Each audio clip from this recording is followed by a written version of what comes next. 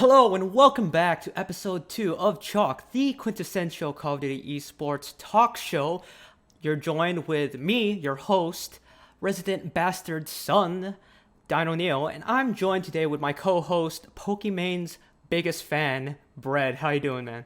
Hey, what's up? You know how it is. Chalk episode 2, we're back and better. What's going on, everybody? Back then better. I hope to God. But yeah, dude, I still have the strawberry shortcake G Fuel. I just made it right now. Nice, I haven't nice, had love it. that. I haven't had G Fuel in like 4 months.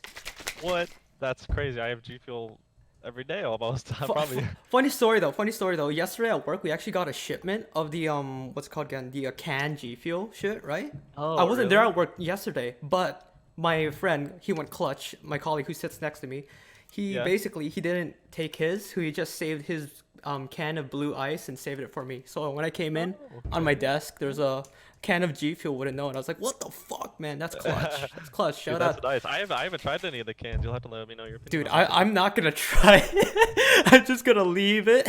You're gonna keep it? I'm just gonna keep it as a Keepsake? nice centerpiece on my That's desk. funny. I like that. Dude, I do that with Monster, but yeah. I'm waiting. Yeah, dude, throwback to Detroit with our monster Oh photo my shoot. god. That was like a case of what? Like, what, 12? Yeah, it was like 12. Yeah, we freaking we Oh. were holding our controllers Oh up and my taking God. freaking like product placement shots. Yeah. Yo, That was hilarious. that's still on my Insta. Dude, on the vlog, there's still the Yeah, the shots of me vlog. after I had like 2 cans of Monster and ran down the hall to try and get my blood pumping. Yeah, dude, do you remember what happened after that photo shoot with me specifically? Yes, Quick shout out to the vlog. I do. We don't need to talk about it, but just just to drop a Oh. little truth bomb on there. Went a little crazy that If night. y'all want to see, go check out my channel, the Dreamwalker mini-series, episode 1, I believe. Episode 1, Detroit, Episode absolutely, 1. absolutely. All right. So, let's get into it. London was a great event. London was a fantastic event. It was our fantastic, first yeah. our first tournament-based homestead event, and it was honestly really nice. Let me just correct you right there. It's Homestand. I see this online all the time. Homestand. Homestand. But anyway, yeah, I really enjoyed watching it, even though it was like starting at like 5 a.m. EST here. Yeah. Oh my goodness! Don't even get me started. Dude, I was so tired. But regardless, it was fun. At least we're not West Coast, right? Sorry? At least we're not West Oh Coast my time. god, that would be so At 3 much a.m. worse. 3 a.m. But at least we're not in Asia, dude. I remember getting up to watch champs when I'm Oh, in yeah, Singapore, bro. Yeah, 100%. But I was dead by the end of the day. Anyway, congratulations to Huntsman. We knew they could do it. We predicted it. It was a safe prediction, getting them to It win really the was. It thing. was the easy pick. They were definitely the front Easy runner. pick. Yeah, so let's talk about their performance. Stand out entire way through. Let's get this out of the way right now. MVP. Dylan Envoy. Dylan Envoy. See, at first I was leaning towards Scump. I'm still kind of on the fence know, about it. The You know, argument, I was on the fence about it for a little bit as well. the main argument most people put out is his S&D KD and how that like kind of edges it out. But I think people Yeah. don't go into the context of it more. If you actually go into and watch Scump's gameplay during the S&D games, specifically whenever they played Azir, well, not Azir, sorry, Peak. Arclov Pete. Yeah, Arclov Peak. Just the way he's playing correctly and safely. You never would think Scump to be the kind of person who would be really coordinated. Most of the times you know him for just flying and getting like huge 2-pieces or whatever. He's still getting Yeah. those 2-pieces, but it's based more off his knowledge of the map, his timing, and yeah, basically the way he plays that trench is just so it really shows that he has played a lot of the game to be ahead. So I think just saying, oh, he has a 2.0 KD, sure, Envoy sets him up like that, but Scump still brings Yeah. a consistency to S&D which you wouldn't know him for. Yeah, he's bringing like a wild X factor into these rounds where he's getting like the double kills, the triple kills in some of these rounds. And Like he's not he that very player. seldom goes around where he's not getting a kill. Like he's an impact player on the map almost I'm every single round. It's impressive. I'm just saying, if he was like that in the Jetpack Dynasty, in the OG Dynasty, yo, they would Dude, have three champs. I'm between him, Formal, and Karma, they would have been being real. unstoppable in S&D. Yeah, so that's just the way I see But it. yeah, yeah. They're I very mean, neck and neck, Scump was very averaging, neck he and was neck. averaging, I think, 8 point something kills per S&D on the during the London weekend. Which is crazy to me. Like with a 2.4, 2.5 KD across all of his search and destroy, and 8 kills average per game. I think he played 5 S&Ds on the weekend. That's impressive. Like people don't just do that, and you can't not talk about it. I think what it comes down to is that Envoy is so good in his role, the role he plays as the filler SMG, Oh yeah. Oh yeah. as the dirty role players we can call it, maybe support SMG, whatever you want to Yeah, call it. yeah, just crazy. He's super Yeah. good at it. Don't get me wrong, he is so good at it, but Scump is going above and beyond his role. Yeah. He's doing Yeah. more than what is asked of him to put his team I in such I a would good say position. I would still edge Envoy as an MVP over him for the reason and only reason that he is being more effective and a lot stronger, like in more game modes specifically. Like I think Huntsman need like their really star S&D player, which is really like it's nice that like Arstides and Scump are stepping up a lot to be able to do that. But I think Envoy is the glue that's making them so dominant right now, which Hmm. is why he's the most valuable player to me. True, true. I can see your side, Aaron, but I think through this discussion, I just kind of convinced myself that I'm putting Scum. But to be fair, if this was like a vote in my brain of like 100 cells in my brain, the vote right now is 51-49, 51 to Scum. So that's how close Yeah, I'm okay. looking at Okay. it. Yeah, that makes sense. So let's look into it first. The first match of, well, mostly we're talking about Dallas's run and Chicago's run because they're the Yeah, yep. I'll highlight finalists. those pretty Yeah, we're exceptional gonna today. talk mostly about those runs. So Dallas started off with against Seattle Surge. Seattle Surge. It was That it was was a 3-0 in favor of Dallas. on paper it looks rough, but at the same time, people have mentioned this like Seattle brought them close. Yeah, it was super close. A 25 point in the S&D, like 250, 225. There was a round 11, or Round 11, 25 yeah, point hard and a point, I should say. Round 11 S&D, and 5 point a five difference. point difference in the domination. Like, That's, what do you think just happened there? Do you have like the performances of Dallas and Seattle throughout there? yeah, I do. So, I mean, the slaying power, it was almost neck and neck in the first hard point. Like almost every single player is doing well, except for you have two players individually on the Seattle squad who are like -7 on their plus minus and -9, and that's Karma and Enable, both Mm, very lacking in the kill power there. And when you look over at Octane, he's +10. He went 36 and 26 on that hardpoint map, like with 131 hill time. Like, sure, he's the main AR. You expect numbers like that, but you can't top that with, your sub flex players doing -7, -9. Like, that's just something you can't really have when you have people like Hook and Illy dropping 39 and 37 I feel respectively. like in a weird way, Seattle this tournament got worse, but it was a combination of that and Dallas not coming out hot.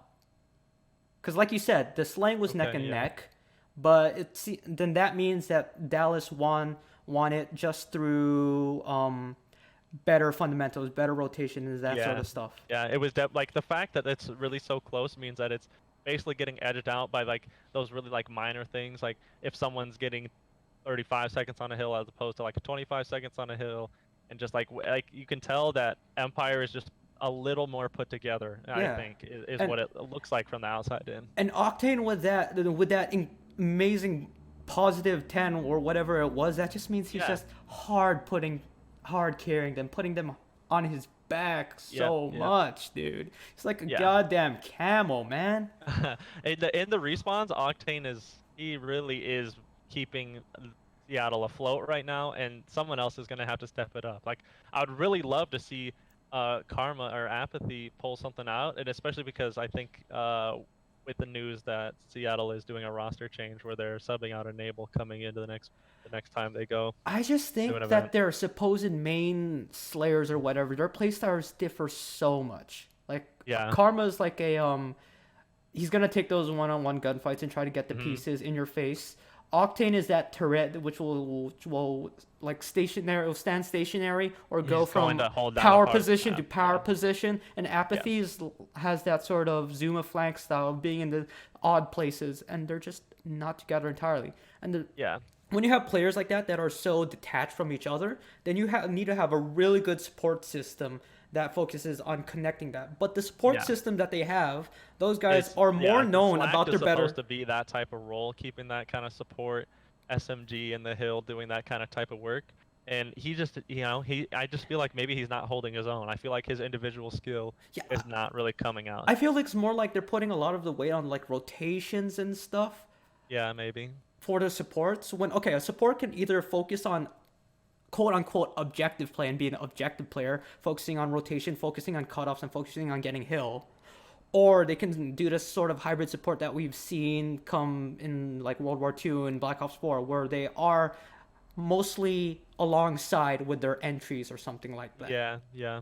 And because last year, like I bring this up a lot, you're in frequency hardpoint first hill, you have Hmm. your entry slide in, and then you have your support following that. Yeah. Or you can have an objective guy where you have an entry going in by himself, or that support going for a flank or something like that. It's like really Sure, yeah. disjointed. The playstyles just don't complement each other. I agree. I agree. That is 100%. But And anyway, then, yeah, so they come out, they barely edge out the 3-0, but a 3-0 nonetheless. Seattle looking a little non-impressive on the weekend. And Empire definitely looking better than they did remind me during in that our opener weekend. series, who was playing best? I would like to say it was Clay and Crims going off. Not too sure Um, though. let's see. In the S&D, Clayster, he really turned up. He went 11-6 in that S&D, with some pretty clutch kills right there. Mm-hmm. And then let's see, where did we have this? In the domination, Clayster goes 31-16. Yep. Yeah. Yeah. Definitely carrying a So team through yeah, that. I Crimsix thought so. didn't have like the greatest showing. Hook turned up in the respawns 32-21, and then 39-31. Mm. So he was also kind of putting up some really nice numbers. He as well went 11-6 Yeah. in the search and destroy. So So after that match, that makes the head-to-head count of 0-2, I believe, because Dallas face off Seattle? No, they have not. I don't know why. no, that was their first That was their their first first, meeting. and then they met them again. So They met yeah, them yeah. again later in the weekend. Yes. Later in the weekend, that makes Seattle lost again for Yep. essentially the same reasons. They have an 0-2 head to head. Their second match, if you want to talk about it real quick, goes game 4. Hmm. So they're definitely doing something better. They made their improvements, but they lose both hard points a lot worse. The Than, like the vetoes hard stay points were definitely further relatively the away. same, I think. Aside from Yeah, the S&D, it's Gunrunner for the hardpoint one, and it's Saint Petro for the domination. yeah. And at Let's see. least this time In the first around, series, they played Gunrunner, and Saint Petro, and then in the next series, looks like they went Gunrunner, Arclob, Saint Petro. So they changed the S&D, and that's about it. honestly, I think the reason why Seattle won the domination is because I noticed the way um Dallas plays their domination is it's very first round heavy. If you Okay, yeah. watch any of their domination, they will try to win in the first round. So they will try Sure. to get like a 30, 40 point lead, which puts them in such a comfortable spot going into round 2. You can see that in all the other games they play. Whenever they have a Yeah. super good first round, they just comfortably close it out. But their winning domination is kind of relying on that. Not sure how Yeah. I feel about that. If when they come to a team they can go head and head, then that might turn out differently. But they do manage to pull off a domination win against Chicago Yeah, during the first meetup. Chicago has a similar domination play style in the way that if they spawn on the bad side on the first half, they will immediately force a flip to Yeah, try and take hold of the good side, so that way, at all costs, they can try to go into the second half with a lead. yeah. So it's definitely a popular play style. That's basically the meta. But I think the key to winning a domination against Dallas is just you have to hold off for the first literal 2 minutes of round one. And if you Yeah. manage to do that, then you'll be okay. And that's what Seattle managed to do here in St. Okay. Petro, Yeah. because especially because St. Petro is it's a very awkward map, I Yeah, call St. it. Petro's a very flip-heavy map. Like Yeah. the flanks you can take on Outer Street by River and forcing players to spawn on the bottom part of the map over by the A bomb site is I don't know. It's a very strange. Like it's definitely a hard map to play, and I can tell that's kind of why teams are vetoing it. There's so many sneaky plays to be made there. There's so many times you'd see App just randomly walk up to A flag and start neutraling it and then run off. Yeah, yeah, The key is getting the AC control, trapping them at P1, and then trying to get a 3 flag. yeah. I would agree. And that's what Seattle did. Keep in mind, this is what Dallas also tries to do when playing against Yeah. other teams. Yeah. But anyway, they win that second series as well at the Yep, a losers 3-1. bracket half. Yeah. In the So that losers makes the bracket. head-to-head count for Seattle-Dallas at 0-2 going to Dallas's favor. Absolutely. But now let's We talk talk about about Huntsman's first Chicago matchup versus... the Gorillas. So we got our answer. Remember what we were talking about the whole time? Who is Aches the Kryptonite 2? Definitely not T2P. This is the case. Oh man. Yeah. Okay. So, So, a hot 3-0 coming from the boys. Hot The 3-0. matches were closer than not close, but well, definitely let's be real. The domination was the closest one because yeah, domination was the only close match if we're being honest. because let's be fair, domination just lends itself to free-flowing, slay-heavy area control sort of playstyle, and Absolutely. you have that in Aqua and Saints, Yeah, yeah. as well as Desme, blah blah. Okay. Yeah, but either way, 250 to 158 in the Gunrunner hardpoint. That's just Chicago looked dominant the whole time. They basically had a lead for the entire map. yep. That one was They that just one, controlled the yeah, base completely. absolutely, absolutely. And they had I think they had full control on P2 on that map for both the rotations, which is unacceptable Yeah. if you're the Gorillas. That's just not okay. Oh god. Yeah, just the way LA Gorillas just try to retake, they just can't keep up the pace. Yeah, and then they just really start can't. lagging behind. And Chicago's so good at punishing when you are forced Yeah, to push that's into what I was them. gonna They're so say. good at just They're slaying really out good when they at get just control. It's punishing really the impressive. small things. Yeah. And Game 2, St. Petro S&D Just- was a 6-3. yeah, just off the break, Chicago have control of like the first half of the early game. What is Yeah. it? It's like 3-1 in the first half. Yeah, They're something like that. it just shows that they are so especially in St. Petro, they are so confident in their gameplay. Yep, yeah. And I've I think noticed that this yeah. weekend Chicago they tend to favor a information play and mid control and then push. Yeah, I definitely know that they have been a little stronger with some of the information plays that they've been doing. I think it's mainly because they're allowing someone to play that like as a role entirely, because they're letting Formal kind of just be this like sniper and or turret who's really just like holding down a lane, and then Scump's able to make kind of his plays as he moves around. But like when you have RCDs and Gunless who are just kind of moving around the map and able to get kills or get trades with each other, because they often like to play with each other, especially on like a smaller type map like St. Petro, where a lot of the action is going to be really close to each other. Like I think it's those two, but they have this defensive play where the two of them hit top water. One goes through diner connector and one goes all the way to the back. You can Okay. constantly see them doing that. Just sometimes like mid round, just watch the two of them go for a long flank. But what I really like Yeah. about Huntsman is that they play for info, pick, and then when they're confident, they go for a really aggressive fast site take and play, and then force the other team to do a really uncomfortable retake.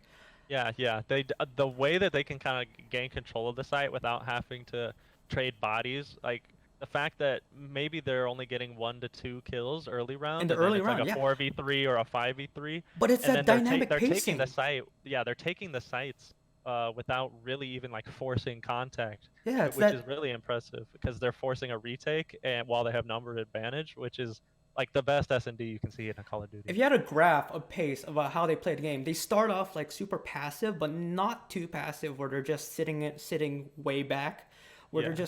they know a position they want and they're waiting for the other team to make a move. get a pick or whatever, they go for a fast take and in whatever they feel is the most easiest site to take, and that's so fast. And by the time the teams rotated, they're all set up already. Yeah, yeah. Their setups are so good. So Hmm. that's just great to see out of them. Obviously, they're putting so much time, getting Yeah. help from Sender, and probably having some input from Tupac. Yeah, yeah, a little bit. Thug a little Lord. bit.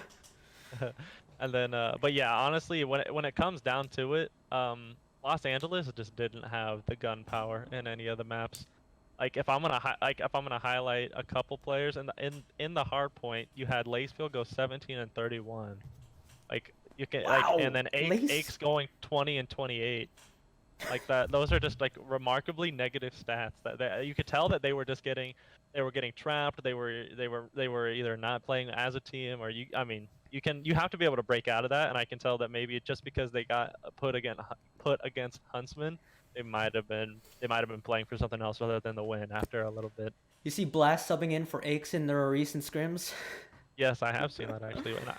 And I've heard good things about Blast, but I don't know if Aches is the guy to take out. I mean, he's not performing really well, but I think Aches is still the IGL that Gorillas need. So Yeah, I agree with that too. I honestly think that it's just gonna be a lateral move where they're not gonna improve, they're not gonna get worse. They need yeah, to just yeah, figure out.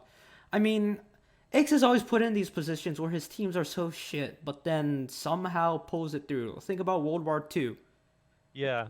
at He's Champs. The definitely reason he's why they definitely put it one of out is because yeah of the he's prep definitely yeah and the prep Bevels. is like they like Aches is one of those late season type of players that when he has a squad he can really work with and just kind of keep Yeah, like polishing and improving. Like you can tell, especially in like the last couple years, he almost never has good placements early in the season, and then like his placements just slowly creep up and up, and you can like you're all like out of nowhere, you're all like, whoa, how did like why are they placing third place at this event? How did they just get first at champs? Like I mean, he's just like one of those things where if he can really work with the squad, and then everyone can just improve over time, and then the teamwork's just already improving slowly. But like I can tell that he's just a very smart player when it comes to like building a team and playing that type of game. So in addition to that, I remember after they won World War II champs, there was an interview with Bevels where he was talking about how they went through extensive series VOD review. Now this is important because this isn't scrim review. This is VOD review to odd review, yeah. specifically counter strat specific teams. Hmm.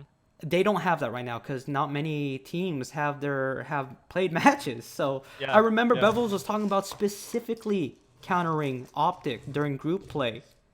So the deep map pool that they had to win that, they just don't have that right now with yeah. I Bevels and agree. X right now. I agree. So yeah, I could But see yeah. them getting better, but right now we're still literally in early season.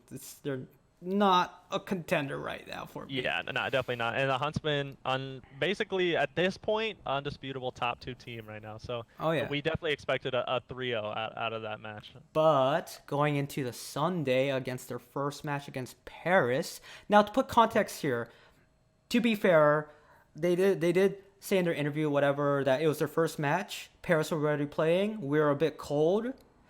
That doesn't give too much context behind it. They literally waited until 7, 8 p.m. to play that Yeah, match. yeah, that's true. That's that's So just a saying different that they type of came out cold. So cold is yeah, vastly understating. And that just yeah, comes down to how the format was, yeah. with How how the long the format, just the broadcast was. yeah, We'll the touch on that bracket. later, but Either way, Chicago in Huntsman, their Paris prime. Legion,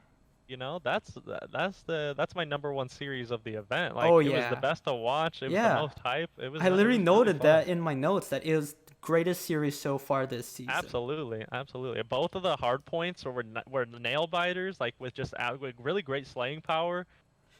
And The the search and destroys, there are so many clutch moments and all of that yeah, I definitely like. Even from though both like the teams. scoreboard From shows both that it's not very teams. close, it was definitely a close There's game. so It just many top five moments just from that series alone. Like when it absolutely. comes to my head, Den's being fucking the Australian hero holding on Dens Dens is P5 the with a pistol. MVP of that team. You can't just like hold on to an entire hill like With 1v3 a people with a pistol! pistol. With a With a pistol. pistol! Like it's insane. Dude, Like to quickly talk about it. this He is some went Black 40 and Hawk Down 19. sort of shit.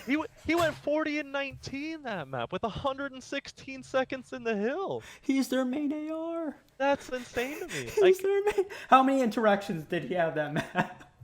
Okay, like you can't just like those are huntsmen lose both hard points, both of them. That's cold. Like that's like a you would really assume to cold be unheard start. of at that point. I think that's And just a sure, like testament to how good Paris actually is.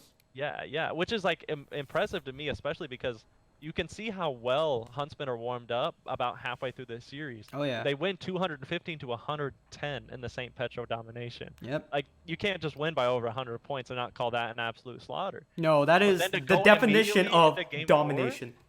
to go immediately into game 4 minutes after that, and then it's a 239 250 like nail biter down to the last hill.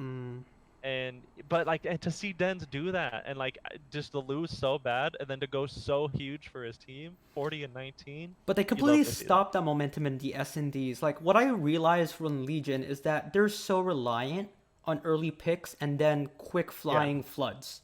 But Huntsman, Yeah, as the we very quick flying type of playstyle coming out of both of their sub players. as I we agree. mentioned before, Huntsmen are really good at punishing small things. Like, for example, let's take a situation in St. Petro S&D where you get a pick and water on the defense. You see Kismet fly straight to B, right? He gets knocked down by Gunless, who's baiting it. Huntsmen Absolutely. do the same thing. They get a pick, top water. They aggressively push through, but they don't just fly straight to bomb. They're checking Yeah. corners. They're checking yellow van. They're checking P4. They're checking the back before they go to B site, and that's really, I think, what separates them. Yeah, it's like this is how I've always said it is like you can only play so fast in a search and destroy because you have 90 seconds on the map about like in a normal round to really make something happen. And if you get a pick pretty early, you're gonna have a minute plus to make a move. You can't really just, when there's 4 players alive on the other team, you really just can't make a move as fast as you can. Like, it They're gonna has get to be timed, punished, has to and be they coordinated. did. Yeah, it's like that. And like that's something that you really might be expecting to see out of some of the more rookie players on that Paris squad. And I say rookie not as in like their first year, but just like the newer players to the league, and Yeah. getting up on that. Like when you think about people like Kismet To be fair, they and a do. couple Paris other do people. have one of the 4 rookies in De- Luca. Luca, right? Yeah. Yeah, Shox has played before. Dens definitely has. Kismet, as Zed has. And Yeah, Zed, Luca. yeah. But at the same time, yeah. I am still impressed with how Paris looked. Yeah, Paris. I honestly think They show they if weren't a they fluke. if they start improving into some of like with some of the with some of their S&D, they definitely can stay a top level team who are going to put some of these better teams, they're going to give them a run for their money. I think if they can start taking an S&D here or there, because beating Huntsman in both hard points, if you can do that against other teams, you could. I mean, all you have to do is take one S&D, and I think you can Right. start just stealing series that you probably shouldn't be. So let's talk about Dallas London now. Now London came out with a fire. I think their one flaw, and someone on the desk on the broadcast did point it out, they don't have their closer right now. Dylan is supposed to be their closer. When they brought Dylan into Reciprocity, it's because they had the same problem where they were a relatively strong team, Yeah. but yeah. then no one to close in the clutch moments. And Dylan Yeah. brought that Dylan was- in like yeah, he in Fort brought a Worth new speed and a new to level of power, Reciprocity, yeah. but he's not doing that right now. Why do you think that's the case, though? Honestly, I just don't know if his play style that he was brought in for on Black Ops 4 can be translated directly into this game. I feel like either he needs to make a change or he needs to change his play style, or his play style needs to be utilized some other way I think what to helped really him fit on that team. so much is that he had Zed next to him. Yeah. Zed's playstyle Yeah. really complemented him. where it was Because like a very Zed was one of those aggressive. people who was like he was also very aggressive. Yeah, He like Zed was one of those players who was almost consistently being able to like hop in a hill and get one kill and then die, which is what you need like at the minimum what you expect out of like a top level entry. he But then opened when it you have up for Dylan. Dylan coming immediately after that, and then just picking up two people and like getting his trade and maybe getting one more and playing his life in the hill, like you just that type of manic play style that gets teams worried. Well, It's just harder to I do in think this it's more game. now he's paired with Jerd as your entry. And don't get me wrong, he's good. He's the king of EU and whatever, but his Yeah, playstyle is completely different to Zed's. yeah. I definitely think that duo is something that improves over time. I think Definitely, the more matches definitely. they get under their belt. And what I expect is for Jerd to speed up a little bit rather than have Dylan slow down. I definitely think if they want to improve and really be doing well in this game, the meta is fast play right now. So I want to see them speed it up. But yeah, how did Dallas do against London? I mean, it went the distance as well. It was a game five. We see a 3-2 in favor of Dallas. Both of the hard points were 1-1. You see London win the first Ramaza hard point, Because 252-42. Super and the close game first right S and there. D, And the first S&D so it game was a 11, reverse sweep. 6-5. So They yeah, definitely they're have down. it. This just feeds into my point about they don't have a closer. Yeah, yeah. Empire is, they go up 2-0 in the series, or no, Empire goes down 2-0 in the series, and then immediately come back, and then go up 50-point win in the Hackney You know domination, what it which is? You know what it is? It's what I told you. It's the Dallas special, the Dallas domination special. the Dallas Look at the domination score special. line, 211 Yeah, to it's 162. it's true. And It's it's true. all based off round one, them doing so well. And they basically had a 30 to 40 point lead at the end of round one, and then just kept it. Yeah, They 30 didn't they point didn't is have to good. do anything crazy. They They just had to start play bad tight side. They and play start together. bad side Yeah. of domination, get a 30-point lead, and they just snowball it. And then once they're in comfortable place, they can just even have a one cap and a neutral and just focus on area control instead of going Yeah, for points. and then at that point, they don't have to throw their lives away to spend 10 seconds on Yeah, the at hill. They that can just point, neutral then it you and have run five away. Like slayers. they're playing and they're just neutraling it, and then reading the enemy team's rotations, and then just killing and killing and killing. So And yeah, just so that just yeah, completely flipped it. yeah, very strong and smart play out of that. And Two then two fifty game four one ninety hard point, five. 251-95, nothing close there. Piccadilly S&D 6-4. A lot of very close, very clutch rounds coming out of this game five S&D. I think halfway through that game, everyone had no idea who was winning it. Which is like a super exciting game.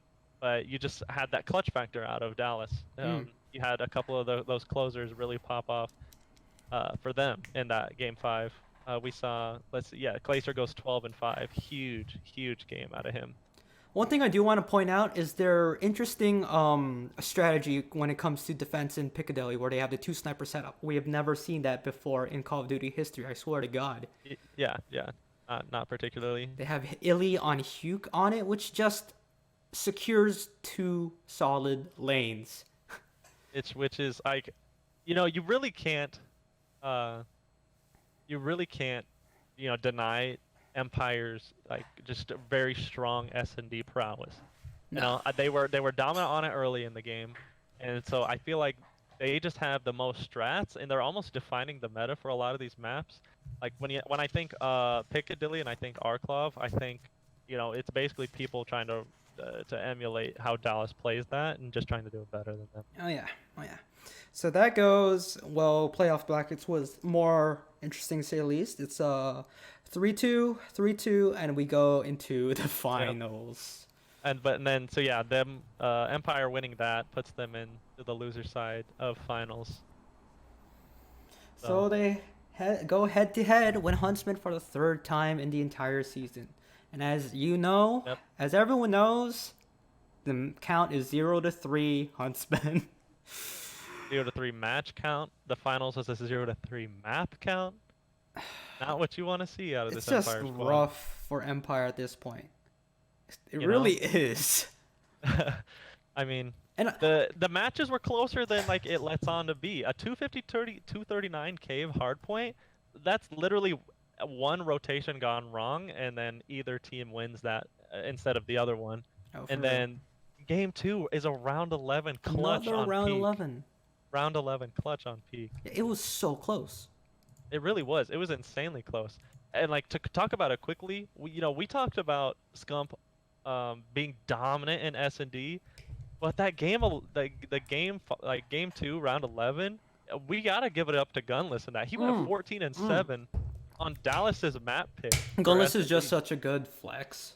It's just one of those things where it's all like, they all go positive outside of Arcides, and Arcides was being like Scump's like second man in these S&Ds. Yeah. So the fact that Arcides kind of dropped the ball and then Gunless just takes over the whole map, like that's something that you really like out of like a Huntsman squad, like Paris Legion doesn't have that, and then like London Royal Ravens, they don't have like if their star player isn't showing up, they're probably just going to be losing S&Ds like that. But Oh, for like yeah, of when you can course, have no closer. Arcides drop like go 4 and 9 on a map and have your like another flex player just absolutely dominate, like that's what you want to see. Yeah. So again, Huntsman looking really good. They come out to London and they win on Hex's birthday. Yep. Storylines are great. Everything's going Storyline is great. fantastic. Huntsman still yet to drop a series. Yeah. So now that London's over, Atlanta is quickly approaching. Let's quickly just go over what we think the predictions will be for the bracket. So, Group A, we've got London, Florida, and Atlanta, OGLA. The first one, London, Florida. I'm just going to say right now, I think London are going to come out on top for that one. No disrespect to Florida. I think they're very solid, but I think right now, London has more of that game time. Yeah, I would say. I mean, a 2 week break is still a lot, but I definitely agree. I think London has definitely had like more time to improve, so I would imagine that as well. It's less than a 3 week break or a 4 week break.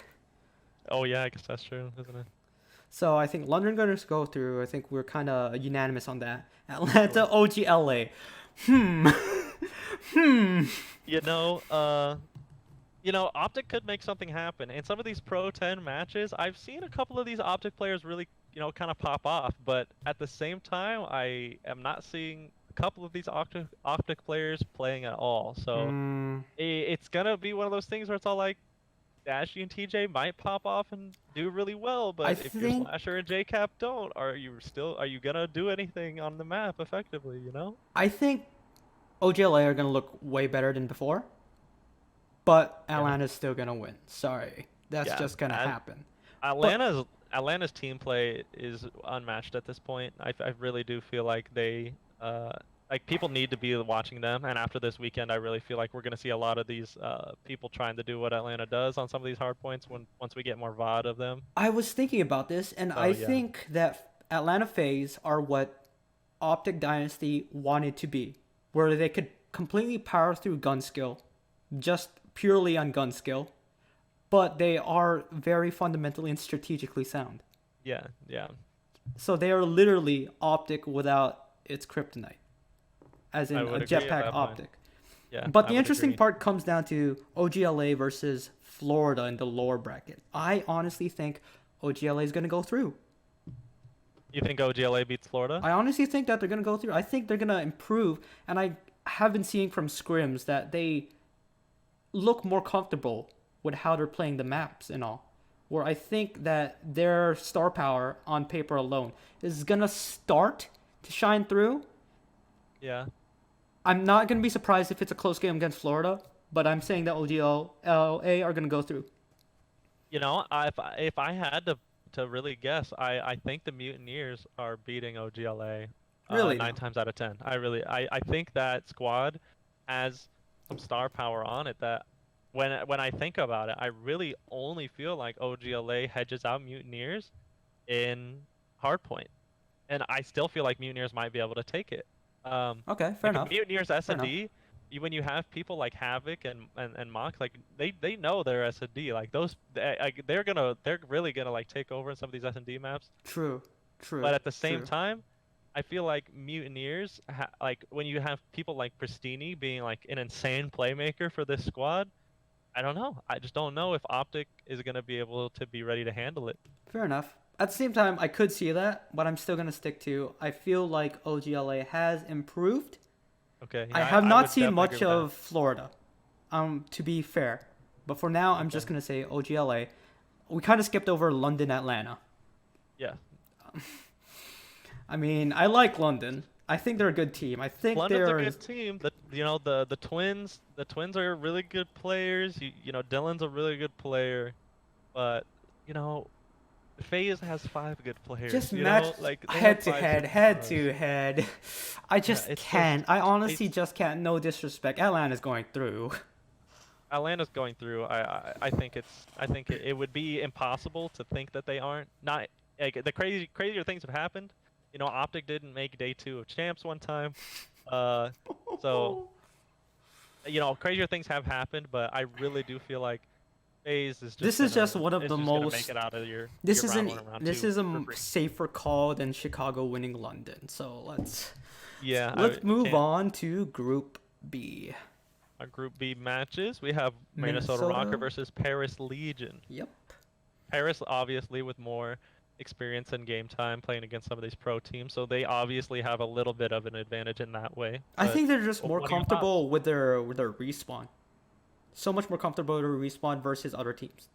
They know how they Yeah, want to play it. They know what each player is gonna do. And I don't know. I'd call Paris.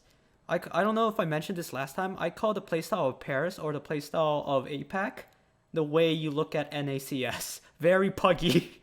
yeah, I honestly would tend to agree with that. And I think they're just gonna overpower Minnesota in that Yeah, aspect if they can clearly get respawns. Sure, they can drop an S&D, but I feel like they comfortably have the respawns. And yeah, but I Paris also tend also to agree. do have some S&D prowess in it. Yeah, it's true. Dens has been known for his S&D, so you really would think that he is like gonna be able to pull through like when you need him. Kismet is an S&D star. That's how And he came that up. Kismet got picked up from this team, and you know because of his S&D prowess, not only just because he's like a very good sub, like his S&D skill and knowledge is what made him shine as a player to get So picked up in the first place. yeah, I just think it'll be a lot. It's Well, easier to yeah, argue Paris going through. I think Paris go through as well. I think Paris is. Yeah, I think people are still underrating this Paris squad. Um, I think after taking Huntsman to a game five, people are looking them a little bit higher than they used to. But I think as time goes on, this Paris team is improving just as much as the other teams. I think they're going to be able to pull ahead against some of those teams that Uh, aren't improving as fast as them. this might be a controversial take, but I honestly put Paris as a top three over Dallas right now.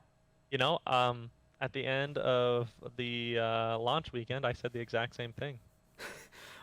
Just even after London, even after Dallas taking a second place in London, I'm thinking about comparing their play styles and the fact that Paris was taken down in S&Ds or whatever. But if you Uh-huh. look at how they actually play together and how they Yeah. adapt to situations, even when they're down, Yeah. it Yeah. looks a lot better than how Dallas look. And I I think if agree. you Like, matched you an know, up Dallas versus Paris head to head, I think it's not going to be like a blowout. It's going to be like 6 times out of 10 or times out of 10. It's going to be Paris. yeah. But at the same time, that still makes them better. And it'll be a 3-1 or a 3-2 rather than like a 3-0. So But anyway, let's go into the next one, Chicago, Toronto. Chicago, Toronto. Oh, You know, Huntsman just got oh, first place in London. Toronto oh, got top eight in London oh, out of goodness. 8 teams. This is tough, man. Like, I This is love tough. Chicago, This is but tough. hometown's Toronto. I've got signed posters from Methods and classics of Toronto Ultra stuff. I got photos from them from meeting. But I'm sorry, homies, you're not gonna Yo, win this one. no. The Especially Ultra, when Looney's not playing so well and their Ultra, roster is a yeah. mess. Ultra is already getting so much flack for having this 10-man roster, and now they're coming out of an eighth place finish Cause I, straight into their opening match being cause I against the feel like they're not Chicago approaching Huntsmen. it the right way. They're not approaching it the right way. Yeah, But a I lot of just don't people are think gonna. they have their. I don't think they have their five yet. I think if they had a better five, they would be much better. In my honest opinion, I think Bance needs to be on this Ultra squad. But the thing is about how people are talking about, oh, they could play around with the rosters and blah blah blah. A lot of people might think that, like, excuse me, that Looney is in charge of the roster moves and everything, right? Yeah. But additional interviews and media or just stuff in general, if you read into it, he's not entirely like in charge. He even says Yeah. that he gives his input, but it's mostly the management that's handling it. I'm really expecting things to polish themselves out, and I really hope that that Toronto squad ends up with the best possible outcome. So, Me too. But either anyway, way, yeah, Chicago goes through. Huntsman win over Ultra all day, every day. Yep. And that goes into a rematch, Paris, Chicago. Paris Chicago rematch. Last Yep. time they met, it was a game 5. Last time they met, Huntsman dominates in both S&Ds. Legion edge out both hard points. I'm assuming they're going to be ready for that matchup, so they're going to be watching VOD of their last matchup and to really see what's going to happen. Not only that, this match is going to be played on the same day, so you won't have Huntsman waiting for 7 hours. Yep. That's the big part, I think. But going even through all that, Huntsmen are going through. Just in my opinion. Huntsmen are going through. I They agree. I definitely gotta. think Huntsmen are. But I mean, Huntsmen. I could see a 3-0 or 3-1 out of them The thing over this is, Ultra squad. I think they're definitely going to be a lot stronger in their respawns compared to what it looked like in the yeah, last time they matched up. I'm sure Huntsmen know what they did wrong in the respawns, and they're gonna do everything they can to fix that. They're still screaming every day. They're not taking it lightly. They're gonna come out. So we go Yeah. down to the lower bracket, which is Toronto versus Minnesota, which is Toronto another versus rematch. Minnesota. Another rematch. Another rematch A from Battle opening of the weekend. North rematch. This was the matchup, the final matchup of the weekend, if I remember correctly, on our last weekend. Yeah, it was. And let's see, if I remember correctly, I think it was a 3-1 or 3-0 favoring Minnesota won Rocker. it. Minnesota won it. But honestly, I think at this time around, I think Toronto's gonna go through. You think Toronto over Rocker? Color me biased, but hear me Yes, out. yeah. They've had more game time. That's a big argument when it comes to Call of Duty, It especially in kind of this is. It format. definitely is. It's only the third event of the year. And also, Minnesota does look a little bit fluky. See, in my honest opinion, I really think Rocker beat Ultra here. I think, Um, don't get me wrong, I think Toronto Minnesota is a very 50-50 matchup. yeah, I Which think is it could why I go have either Toronto way. taking it this time through. But I don't really know how to feel about it. I think it's so 50-50 that I'm just not sure. And especially because we only have 2 matches of VOD for Minnesota. One of them, one of the maps didn't even count because one of the Gorillas players was using a banned perk. So it's like we really don't know how to judge them. Like, 'cause you can't 100% judge them off of their record.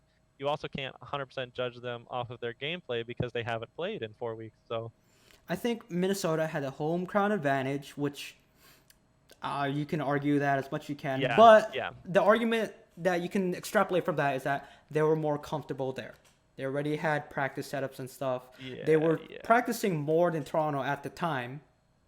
So coming into this, the advantage goes to who has more experience right now. And I'd say it's Toronto. And like I said, I think Minnesota-Toronto, that matchup is a 50-50. I think this time around, it's going to be Toronto going through. See, in my honest opinion, when I just kind of think about it from like the most outside perspective possible, in my head, I see God R Rex running over this Ultra squad Fair and enough. just Fair really enough. dominating and like Okay, true. back to back maps. I really think he's just going to do something that the Ultra aren't going to be able to keep up with. Fair enough when you put it that way. But I've already put my prediction out, and I can't take it back, so it goes into next match. Paris versus Minnesota or Toronto versus Minnesota? I mean, Toronto versus Paris. I think either way, regardless of who it is, Toronto or Minnesota, I think Paris goes through. Yeah, I think the Paris is much stronger than the Ultra and the Rocker. Um, I mean, Paris got 3rd at London. Ultra get 8th. Minnesota hasn't played in 4 weeks. And I think Paris was a stronger team then. I think they're a stronger team now. They're going to win. Oh, yeah. So let's go into the playoff bracket, which we have Atlanta at 1st seed, Chicago at 1st seed, and Paris at 2nd seed. We decide that unanimously. But for your other 2nd seed, what did you say again? Did you say London or Florida? Because we said that Atlanta's going to go through. London's gonna drop to Atlanta. Florida's gonna beat OGLA, so it's gonna be London versus OGLA. London versus OGLA. And then I believe you said London's gonna go through. No, actually, you said Florida's gonna be OGLA, so it's gonna be London, Florida. Yeah, I would assume it to be a London Florida match, or well, it could be London OG, it could be London Florida. But who did you say would go through for the lower I bracket I of that I group? thought the Mutineers are beating Optic. Okay, but that still makes London versus Florida. So who Yeah, would go through there? London versus Florida. It's kind of a scary matchup. Um, if I had to think about it, I feel like London just looks like a more complete team at this I think point. yeah, I think I I agree think with you their there. I think their respawns are a lot tighter, so they're gonna. And I feel like if you match up like the slaying power, London even has it a little bit. Like Weskins is definitely a better AR player than most of the AR players Oh in the yeah, league, to be Weskin honest. is So is really good. Weskin you is know, very good in and AR. I Aggressive think main AR. the deciding matchup in their matches is gonna be how well the Mutineers AR can keep up, and whether or not um, the Mutineers subs actually take over the game or not, compare against Dylan and Jerd. So Sure. But okay, so let's go for this first match then. Atlantis Paris. Atlantis is gonna go through. Let's just be yeah, quick about the Atlantis going through. Atlanta's winning. And then Yeah, Chicago versus whether it's London, whether it's Florida, whether it's OGLA. we expect Optic to be in the finals regardless. Huntsman, you mean? Yes, sorry. We expect Huntsman to be in the finals Not fake optic, regardless. Foptic. Optic. Yeah, no. We're expecting Huntsman to really prove themselves and go probably all the way to finals without dropping a series yet again. I think they're gonna get to finals, but honestly, in my opinion, I think Atlanta are gonna take it. So if we have an Atlanta phase finals, you're edging Atlanta a little I'm bit over. honestly putting Atlanta this time around.